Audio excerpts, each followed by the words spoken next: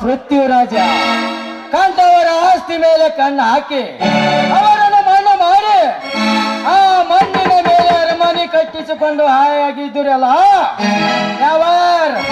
No ಇನ್ನು ಮುಂದೆ ಅದು ಎಂದಿಗೂ ಸಾಧ್ಯವಿಲ್ಲ. ಯಾಕಂದರೆ ರಣರಂಗದಲ್ಲಿ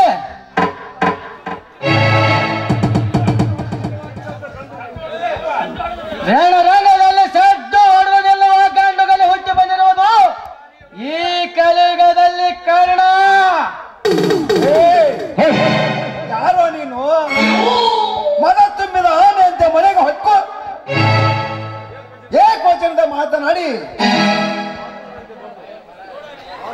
ಬಹದ್ದೂರಿನಂತೆ ಬಂದು ಈ ಸಾಹುಕಾರ ಅರಮನೆಗೆ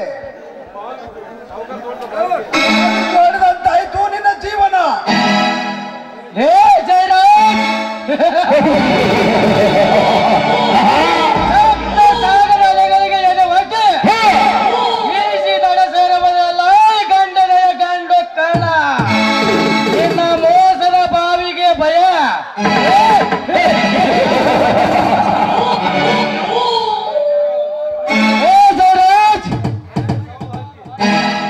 ನನಗೆ ಸವಾಲಾಗಿ ನೀ ಕಲಿಯುಗದಲ್ಲಿ ನೀನು ಬದುಕುತ್ತೇನೆಂಬ ಬಂಡಾಟಿಕೆ ಬಯಕೆಯನ್ನು ಬಿಟ್ಟು ಬಿಡು. ಯಾಕಂದರೆ ಇನ್ನು ಕೆಲವೇ ದಿನಗಳಲ್ಲಿ ನೀನು ಕಟ್ಟಿದ ಸಾಮ್ರಾಜ್ಯವನ್ನು ನೆಲಸಮನ ಮಾಡುವ ಹಾಗೆ ಮಾಡಲು ಹೋದರೆ ಇವನು ಸೇಡಿಗಾಗಿ ಇಳಿದ ಸರ್ದಾರನೇ ಅಲ್ಲ.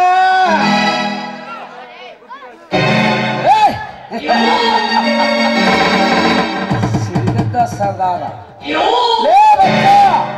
ನಿನ್ನಿಚ್ಛೆಯಂತೆ ಸ್ವಾತಂತ್ರ್ಯ ಸಂಗ್ರಹದಲ್ಲಿ ಹೋರಾಡಿ ಎಷ್ಟೋ ಜನಗಳು ಮೂರ್ಖರಾಗಿ ಹೋಗಿದ್ದಾರೆ. ಅಂತದರಲ್ಲಿ ಈ ಕಲಿಯುಗದಲ್ಲಿ ನೀನ್ಯಾನ ಸರ್ದಾರಲ್ಲೇ ಸತ್ಯ ನ್ಯಾಯ ನೀತಿ ಧರ್ಮದಿಂದ ಹೋರಾಡಿದ ನಮಗೆ ಸ್ವತಂತ್ರ ತಂದು ಕೊಟ್ಟ ವೀರ ಮರಣ ಒಪ್ಪಿದ ಕ್ರಾಂತಿ ವೀರ ಸಂಗೊಳ್ಳಿ ಸುಭಾಷ್ ಚಂದ್ರ ಬೋಸ್ ಅಜರಾಮರವಾಗಿ ಉಳಿದಿದ್ದರೆ ಈ ನಮ್ಮ ಜನರ ಮನಸ್ಸಿನಲ್ಲಿ. ನಿಮ್ಮ ಹಾಗೆ ಮಲ್ಲಪ್ಪ ಶೆಟ್ಟಿ ಹಾಗೆ ವೀರ ಸಾಧಕರು ಹುಟ್ಟಿಕೊಂಡು ಆ ಗಾಂಧಿ ಕಂಡ ನವಭಾರತ ಕನಸುಗಳನ್ನು ನುಚ್ಚು ನೂರು ಮಾಡುತ್ತಿದ್ದರೆ ನಿಮ್ಮಂತ ಬಂಡರು ಸೇರಿಕೊಂಡು ಅಂದಾಗ ನಿಮ್ಮನ್ನು ಒಟ್ಟುಗೂಡಿ ಸುಟ್ಟಿ ಹಾಕಿದಾಗಲೇ ಈ ಭಾರತಾಂಬೆಯ ಮಕ್ಕಳು ನೆಮ್ಮದಿಯಿಂದ ಇರುವರು ಸಾಧ್ಯ.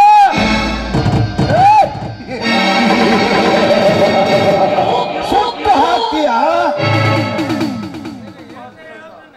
ಹಾಕ್ತಿ ಅಂತ ಎದುರಿಗೆ ಬಂದರೆ ನನ್ನನ್ನು ಸ್ಮಶಾನಕ್ಕೆ ಕಳಿಸುತ್ತಾನೆ ಈ ಜಯರಾಜ್. ತಡ್ಕೋಲೆ ತಮ್ಮ ತಡ್ಕೋ.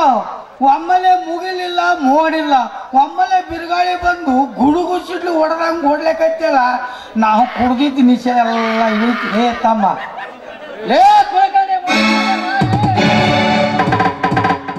ಜಯರಾಜ ಏನಂದೆ? ನಾನು ಯಾರು? ನೀನು ಕಟ್ಟುವ ನೀನು ನಿನ್ನ ಸರ್ವಾಸ್ತಿಗೆ ಸರ್ದಾರ ನಾನು. ನೀನು ಕಟ್ಟುತ್ತಿರುವ ಫ್ಯಾಕ್ಟ್ರಿಗೆ ವಾರಿಸ್ತಾರ ನಾನು.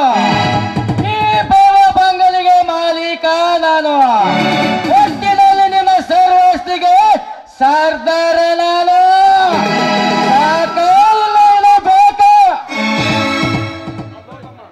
ಅಲ್ಲೋ ತಮ್ಮ, ಇಷ್ಟಕ್ಕೂ ಇದು ನುಂಗಕ್ಕಾಗಲ್ಲ.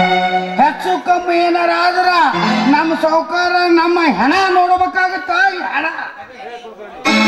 ಹೇ ಕುಲಕರ್ಣಿ, ಹೊತ್ತು ಗುರಿ ಇಲ್ಲದೆ ಗೂಳಿ ಹಾಗೆ ನುಗ್ಗಿದ ಹಾಗೆ ನುಗ್ಗಿ ಸರ್ವ ಆಸ್ತಿಗೆ ಸರ್ದಾರನೆಂದು ಸ್ವಕ್ಕಿಂದ ಮಾತನಾಡಿರುವಲ್ಲ, ಇವನು ಯಾರು ಎಂಬುದು ವಿಚಾರ ಮಾಡು. ಎಲೇ ಹೊಚ್ಚ, ನಿನ್ನಂತ ರೊಚ್ಚಿಗನ್ನ ನಾಯಿಗಳನ್ನು ಹಿಡಿದು ಆ ಹಲ್ಲಗಳನ್ನು ಕಿತ್ತಿ ಸ್ವಚ್ಛಂದವಾಗಿ ಆಳಿಸಬಲ್ಲದ ಕರುಣೆ ಇಲ್ಲದ ಕಟಕರು ನಾವು. ಅಂದಾಗ ನಮ್ಮ ಸಾಹುಕಾರ ಆಸ್ತಿ ಕೇಳಲಿಕ್ಕೆ ಬಂದಿದ್ದಲ್ಲ, ಅದಕ್ಕೆ ಏನಿದೆ ಸಾಕ್ಷಿ? ಆತ್ಮ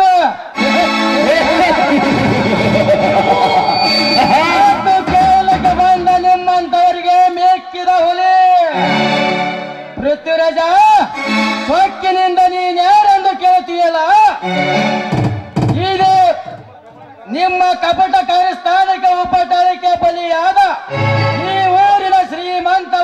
ಗುಲಾಬರಾವ್ ದೇಸಾಯಿ ಅವರ ಮಗ ಕರ್ಣ ದೇಸಾಯಿ. ಅಂದು ಕರುಣೆ ಇಲ್ಲದ ನಮ್ಮ ತಂದೆಯನ್ನು ಕೊಲೆ ಮಾಡಿದ ಕಣ್ಣಾರೆ ಕಂಡು ತಪ್ಪಿಸಿಕೊಂಡು ಗಾಯಗೊಂಡ ಹುಲಿಯಂತೆ ಗರ್ಜಿಸಿ ಇಂದು ಸರ್ವ ಆಸ್ತಿಯನ್ನು ನಿಮ್ಮಿಂದ ಪಡೆದುಕೊಂಡು ಮತ್ತೆ ಈ ಕರ್ಮ ತುಂಬಿದ ಕಲಿಯುಗದಲ್ಲಿ ಧರ್ಮ ತುಂಬು ಹಾಗೆ ಮಾಡಿದ ಹೋದರೆ ನನ್ನ ಮನಸ್ಸಿಗೆ ಶಾಂತಿ ಇಲ್ಲ. ಅಯ್ಯೋ ಯಪ್ಪ, ಹುಡುಗರು ಖುಷಿಯಿಂದ ಇರ್ಬೇಕನ್ನೋ ಟೈಮ್ದಾಗ ಸುಟ್ಟು ಕರಕಲಾದಂಗ ಆತು ನಮ್ಮ.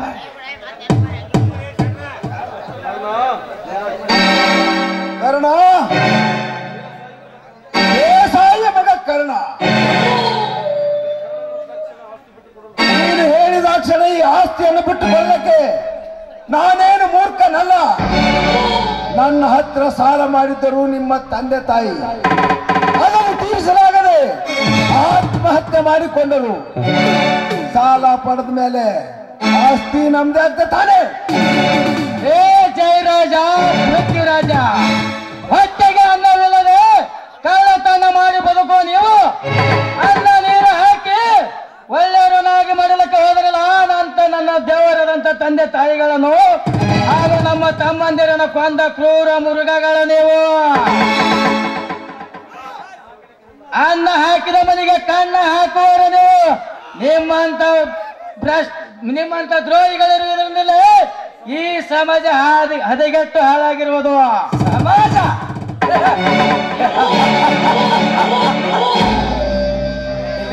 ಈ ಕಲಿಯುಗದಲ್ಲಿ ನಿಷ್ಠಾವಂತನಾಗಿ ದುಡಿದು ಸಾವಿರಾರು ಕೋಟಿ ಲಾಭ ಮಾಡಿಕೊಟ್ಟ ಡಿ.ಕೆ. ರವಿ ಅವರನ್ನು ನೆನೆ ಹಾಕಿದ ಬಂಡ ಸಮಾಜ ಅಷ್ಟೇ ಆಗಲಿ.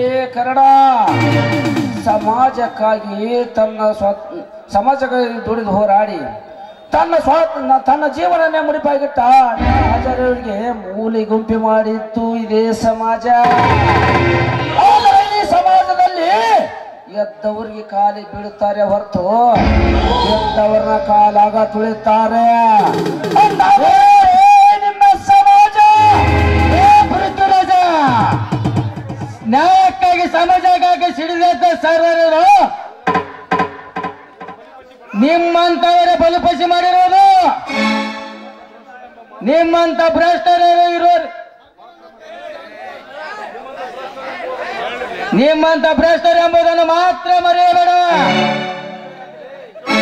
ಯಾಕಲೇ ನನ್ನ ತಂದೆ ತಾಯಿ ಆಸ್ತಿ, ನನ್ನ ತಂದೆ ತಾಯಿಯವ್ರನ್ನ ಕೊಂದವರ ಆಸ್ತಿಯನ್ನು ಹಟ್ಟಸದಿಂದ ಮೆರಿತೀರಲ್ಲ, ನಿಮ್ಮನ್ನು ಏನನ್ನು ಕರೀಲಿ? ಲಜ್ಜೆಗೆಟ್ಟ ವಲಸತಿಲು ಹಂದಿಗಳನ್ನು ಕರೀಲಿ? ಇಲ್ಲ.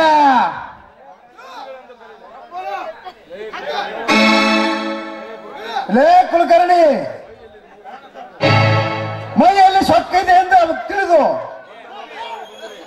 ಸೊಕ್ಕಿನಿಂದ ಮಾತನಾಡಲು ಬಂದರೆ ಸಿಟ್ಟಿಗೆದ್ದ ಈ ಜಯರಾಜ ನಿನ್ನನ್ನು ಸ್ಮಶಾನಕ್ಕೆ ಕಳಿಸುತ್ತಾನೆ. ಎಚ್ಚರ.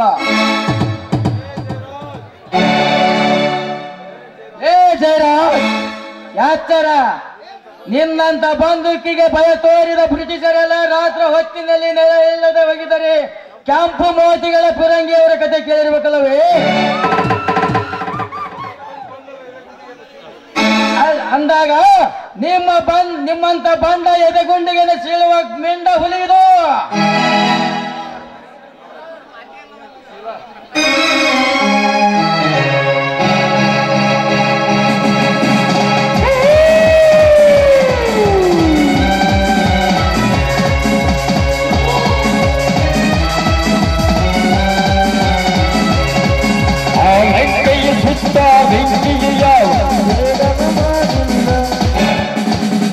ಅಣ್ಣ, ನಮ್ಮ ಮನೆಗೆ ಬಂದು ನಮಗೆ ಈ ರೀತಿ ಎದುರು ಮಾತನಾಡ್ತಾ ಇದ್ದಾನಲ್ಲ, ನಮ್ಮ ಆಳುಗಳಿಗೆ ಹಚ್ಚಿ ಇವನ ಈ ದೇಹವನ್ನು ಇಂಚೆಂಚಾಗಿ ಕಡ್ದು ನಾಯಿನರಿಗೆ ಹಾಕಣ್ಣ.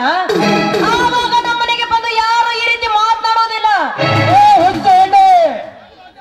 ಏನಂದ್ರೆ ಎಂಚು ಅದು ಈ ಕರ್ಣನೇ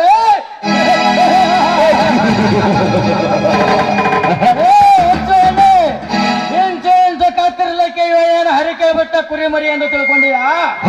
ನಿಮ್ಮಣ್ಣನಂತ ಮೃಗಗಳು ನಿನ್ನಂತ ಕೊಳ್ಳೆ ನರಿಗಳು ಇದೆಲ್ಲ ಗಂಡ ಹೊಲಿದು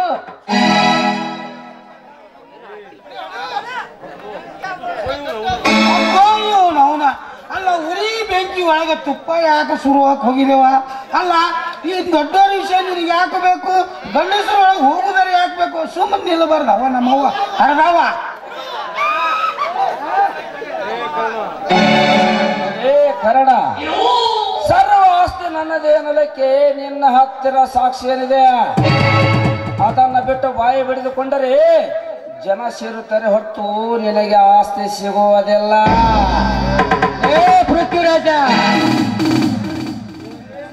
ಏನಂದೆ? ಕಾಗದ ಪತ್ರ ಬೇಕಂದೆಲ್ಲ. ಹೇಗೆ ನನ್ನ ತಂದೆಯನ್ನು ಕೊಂದ ನನ್ನ ತಂದೆ ಸಾಯೋದಕ್ಕಿಂತ ಮುಂಚೆ ನಿಮ್ಮದು ಇದು ಅರಿದುಕೊಂಡು ನನ್ನ ಹೆಸರಿನಲ್ಲಿ ಒಂದು ಇಲು ಬರೆದಿಟ್ಟುಕೊಂಡು ಹೋಗಿದ್ದಾರೆ.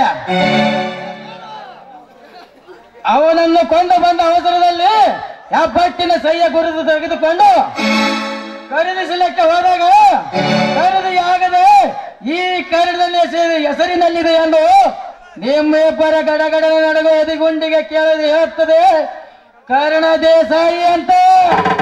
ಏ ಕರ್ಣ, ಆ ನಿನ್ನ ತಂದೆ ಬರೆದಿಟ್ಟ ವೀಲನ್ನು ತೆಗೆದುಕೊಂಡು ಬಾ, ಆಮೇಲೆ ಈ ಆಸ್ತಿ ಬಿಟ್ಟು ಕೊಡುತ್ತೇನೆ.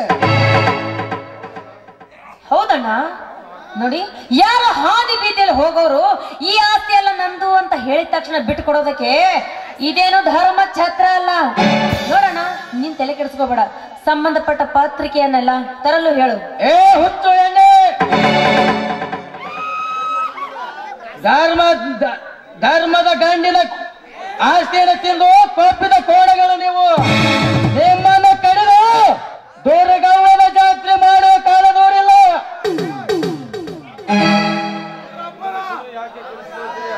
ಅಲ್ಲಿವರೆಗೆ ಹಾರದೀಪ ಪ್ರಜ್ವಾಲವಾಗಿ ಉರಿಯಲಿ ಎಂದು ನಿಮ್ಮ ಸಾವು ಸಮೀಪಿಸುತ್ತಲಿದೆ.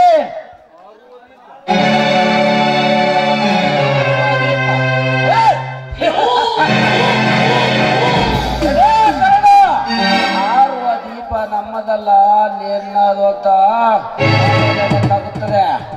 ಮೊದಲು ಕಾಗದ ಪತ್ರ ತೆಗೆದುಕೊಂಡ ಬಾ, ಆಮೇಲೆ ಗೊತ್ತಾಗುತ್ತದೆ ನಿಮ್ಮ ಅಪ್ಪ ನಮಗ ಹೌದು ಅಲ್ಲ ಅಂತ.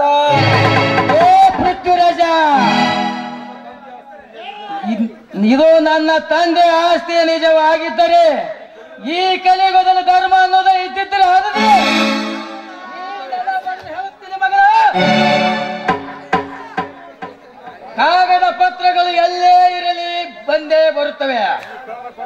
ಈ ಕರ್ಣ ಕೊಟ್ಟ ಮಾತು ಇಟ್ಟ ಹೆಜ್ಜೆ ಯಾವತ್ತೂ ತಪ್ಪಲ್ಲ. ಕಲಿಯುಗದ ಕರ್ಣ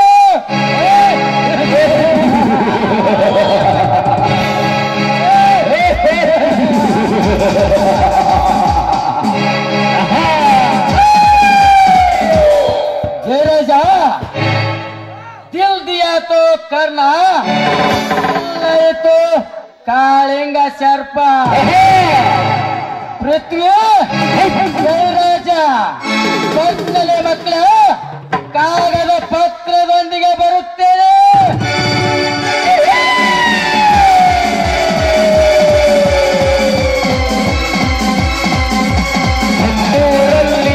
ನಿನ್ನಂತ ಗಂಡ್ಯಾರಿಲ್ಲ, ಮುತ್ತೂರಲ್ಲಿ ನಿನ್ನಂತ ನೀರ್ಯಾರಿಲ್ಲ.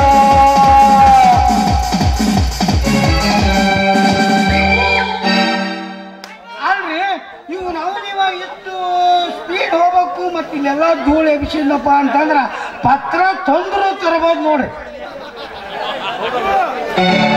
ಹೌದಣ್ಣ, ನೀನ್ ಏನ್ ಮಾಡ್ತೀವೋ ಗೊತ್ತಿಲ್ಲ, ಒಟ್ನಲ್ಲಿ ಈ ಆಸ್ತಿ ಪತ್ರ ಅವನ ಕೈಗೆ ಸೇರೋಕ್ಕಿಂತ ಮುಂಚೆ ಅವನ ಪ್ರಾಣ ಶಿವನ ಪಾದಕ್ಕೆ ಸೇರ್ಬೇಕು.